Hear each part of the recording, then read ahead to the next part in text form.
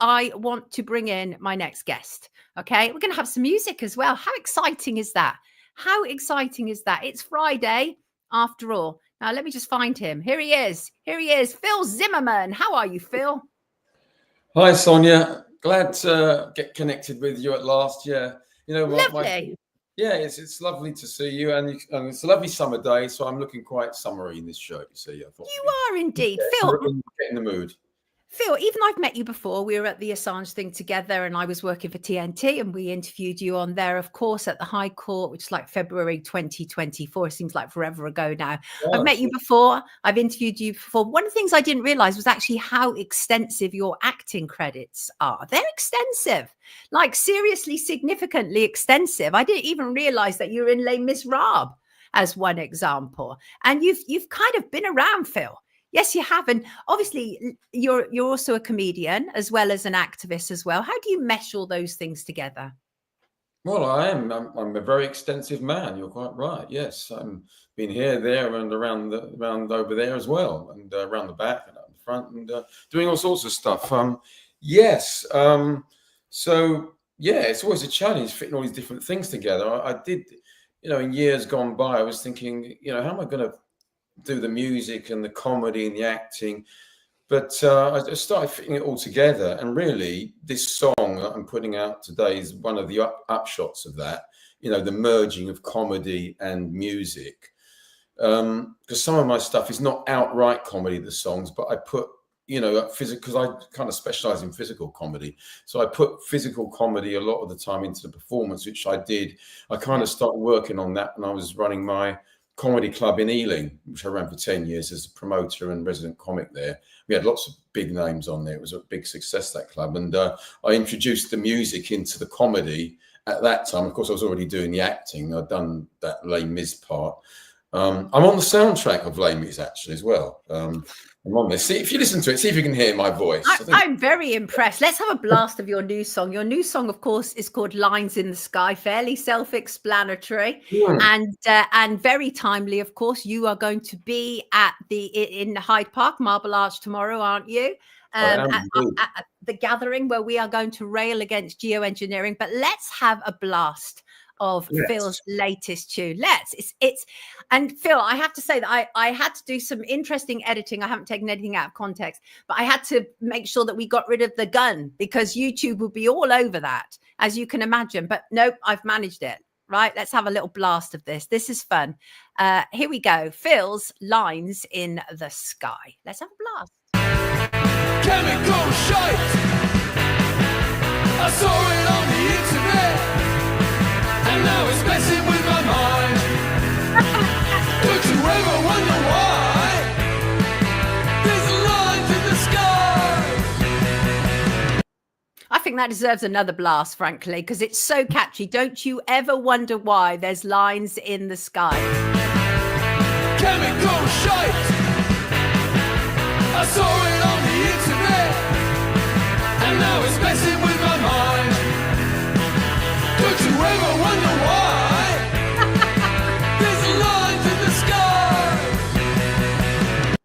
I mean, it's so simple, but so effective. Phil, I was singing it on my dog walk this morning, right? And as I was looking at the geoengineering, I was like, don't you ever wonder why there's lines in the sky? That's so catchy. They're loving it in the comments. Trinity said, fabulous and nice and great, mate. Well done and good work, mate, and good one and catchy. It is so catchy, Sally Ann. Absolutely catchy. I've already put a link to Phil's website in the description. Can you get the song via your website, Phil? Well, it's on Facebook and Instagram, Phil Zimmerman Music. It's up on Twitter as well, Phil Zim Music. It's on TikTok, Phil Zimmerman Music. I'm actually in the process of making a new website, but I'm glad you showed the sheep there. That's my favourite bit of it, the sheep on the plane. And look carefully, there is a shot of them sipping a cocktail. It's quite fast. You stop it, do a screenshot of it. That's going to be a poster, the sheep sipping the cocktails on the plane. I mean, I love the whole thing is wonderful. And even you with the gun, all that. All fine, but just not for YouTube. There, right? Of course, yeah. Because the thing is, it tells a complete story from beginning to end, but it also feels even though you're talking about something which is horrible, like the fact that they're poisoning us is horrible, but you do it in such a way that's so accessible and so catchy that I could literally see kids singing this. Don't you ever wonder why there's lines in the sky? So, Phil, what inspired it? When did you first start to wonder why there are lines in the sky? Well, it's quite an interesting story, really, because I was told by a Buddhist friend about the lines in the sky thing, chemtrails. I think it was 2010. 2010, and when he told me about that there was all this chemical spraying going on in the sky, I really didn't believe it. I didn't believe it, and I was going through a difficult breakup, a relationship breakup at the time, and I didn't want to hear stuff like that, and I parked it for about 3 months, and then one day, very early in the morning, I saw these parallel orange lines going down diagonally across the sky. I stared at it. I thought, oh my God, I'm going to have to look at this. And I just looked into that and realized that, yeah, something very wrong was going on up there. That wasn't normal at all. And started doing research on it. And that led me to research everything else that I've looked at since. And I've never looked back from that point. It didn't, once I started to look at it, it didn't faze me at all. And I thought it's much more liberating to know the truth, rather than, even if that truth is a bit scary. And of course, injecting comedy into it, like you say, and making it accessible. I mean, I did that song in comedy shows as well, and I've had both sides of the audience, clapping along to it, and people who've been jabbed and people who are awake. So you can use music to unify and to take the piss out of the establishment. They don't like that, They don't like having the piss No, taken. but we do. We love it, because the thing is it can be very effective. Because if you can, first of all, if you can entertain people, if you can make them laugh, then you're already halfway there. And it's funny you say 2010. I think it was around that time when I started to become conscious that there was a real problem, that skies didn't look like they did when I was a kid.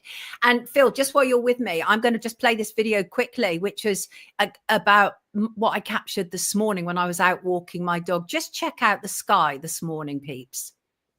So that, because it's going to get really hot later and it's not fair to the doggo, so I'm walking her before the show, and look at the sky, guys. Look at this. Look at the sky this morning. They've been so busy. Look at that. This is obscene. I hope you're able to join us in some way tomorrow for our geoengineering gathering at Marble Arch, and if not, join us online where I'll be live streaming. I find it so awful, and the thing is, it's kind of like one of the last taboos in many respects, because what I'm going to be talking tomorrow, and I'm going to be talking about the responses I got from editors when I would go to them and say, I think we need to cover this, and they'd be like, she's gone mad. And it's only recently, obviously, that suddenly the UK government is saying, oh look, we're considering dimming the sun. And it's like the gaslighting that's going on, Phil, is off the charts. Why do you think they suddenly made that announcement? They haven't done that in other countries. Well, the timing of it's so interesting. I mean, we've been talking about something which is so obvious for years, and looking into it all, it's clear that they've been doing chemtrailing since the 90s, extensively since the 90s. They've been spraying, but now they're making out this is a new thing they're doing. And for instance, the idea that might release stuff from boats into the sky as well as from aeroplanes is just, to me, like a stunt. So look, we're doing this new thing, when really they're trying to make out that's what they're doing, when it's been going on for many years without our consent. And look at the huge increase in Alzheimer's, because one of the elements that's in the chemtrails isn't well known. It's aluminium, right? Which is a big cause of which is featured largely in the brain in obviously patients with Alzheimer's and dementia. Yeah. And these are huge issues that we're just not tackling properly. And so I'm really welcoming tomorrow. I think this is like the first one of its kind, which is great. It's also important as well. There was a headline earlier this week. I wonder if I can bring it in, because again, this goes back to, because it's a lot of gaslighting that's taking place, right? And let me just have if I can find it, I'll bring it in, because I'd like to, because I thought this was really interesting. They wrote this. Let me just say, forgive me. Yeah, this. right? So they've gone one step further, and they're not just telling us that we are going to be subject to sun dimming, but they're also telling us that Britain's enemies could weaponize the sun, right? Experts warn hostile states could use solo engineering approaches to orchestrate environmental disasters. So they've taken it even further in the UK. They're now telling us that our enemies will use it against us, even though the British government have been using it against us for decades. So what do you think? What do you think by all this, Phil? It's gaslighting, isn't it? Oh, absolutely. I mean, that's the thing about, the bigger the lie, the more people will believe it. They're just making it, these are outrageous. That's an outrageous headline. It's ludicrous.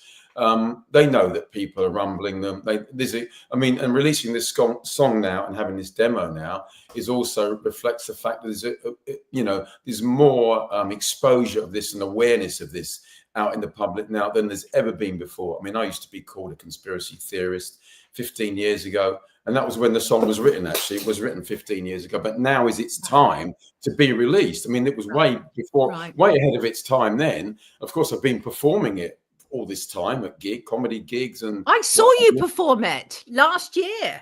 Did you? What, Kegworth, was it? Yes. Yes. Yeah. There's a video out there of that as well. So, it's really permeating now, and they're obviously their response to people waking up is to just make the lies bigger and bigger, more and more ridiculous. And of course, they've always got to have a bogeyman. So yeah, let's put it on Russia. Why not? It's always Putin. Putin, what did it? I know who I'm putting the blame on.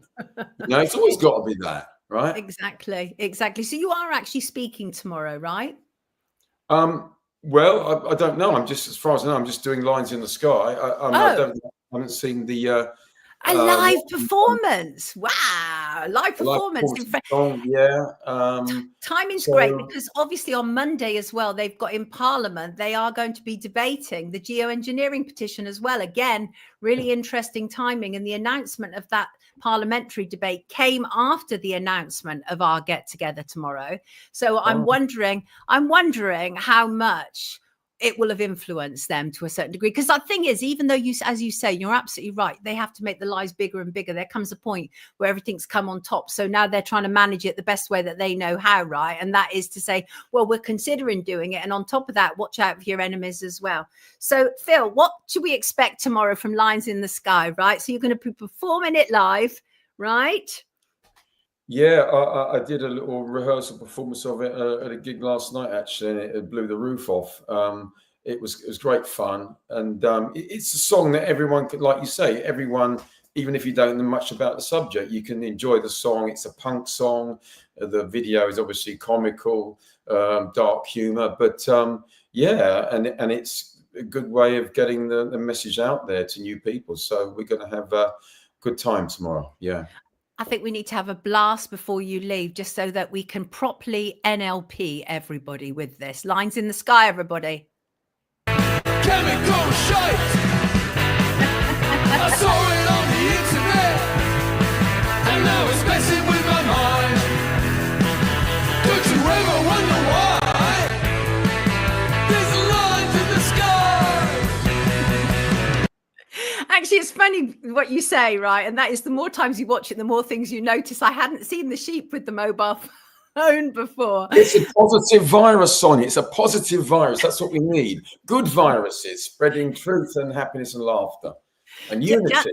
Yeah, absolutely. Jan said, going to buy this. It's great. And it's very powerful. Yes, it is, Kath. Absolutely. Shin said it's brilliant. And Shin is a musician and she don't mess around. So if she says it's brilliant, then take it, right? Let's get it in the charts. Let's make the Right to Breathe Clean Air and Punk Rebellion a big hit. Yeah, absolutely. Great song, says Lyra. Absolutely. Phil, thank you for joining us this morning. We will see you tomorrow. Look forward to it. I hope I can get you on the live stream. We're going to be on the live stream with the Wake Up viewers. So hopefully we can get you to have a little chat with us, which would be absolutely fantastic. That would be brilliant. Look forward to that. Take good care of yourself. Everybody, please buy Lines in the Sky. Let's get it out there. It'll be absolutely tremendous. Imagine if we get it on the charts. If we get it on Thing is, Phil, get on the charts, they can't ignore it. They cannot ignore it. They will be forced to. And also what it will do is it'll open it up to a whole new audience who are sadly unaware. Although how you can be unaware after all this time, I have no idea. Everybody, actor, comedian, and punk rocker, Phil Zimmerman. See you tomorrow, Phil.